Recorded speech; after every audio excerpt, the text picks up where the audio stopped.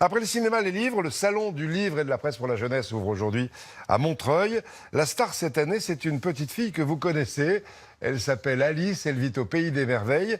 Et figurez-vous que le plus célèbre des livres d'enfants fête déjà ses 150 ans. Catherine Emery, Bertrand Lachat et Florian Fernandez.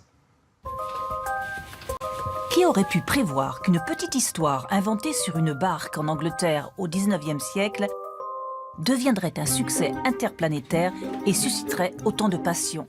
Voici la reproduction du manuscrit original, écrit et illustré de la main de Lewis Carroll en 1862. Préfacé par la première fan d'Alice, l'écrivain Amélie Nothomb, est révélé aujourd'hui par les éditions des Saints-Pères. C'est un manuscrit qui a voyagé. Lewis Carroll le donne à Alice, mais en raison de difficultés financières, elle a dû le vendre quelques années après. Et le manuscrit a été acheté par un collectionneur américain. Et ça n'est qu'après la Seconde Guerre mondiale que les États-Unis, un petit groupe de bienfaiteurs, a décidé d'offrir le manuscrit à la British Library pour féliciter Londres et l'Angleterre de son engagement dans la guerre. Car Alice a bel et bien existé. De son vrai nom, Alice Liddell, une enfant à qui l'auteur, professeur à Oxford, voue une amitié particulière. Elle deviendra sa muse.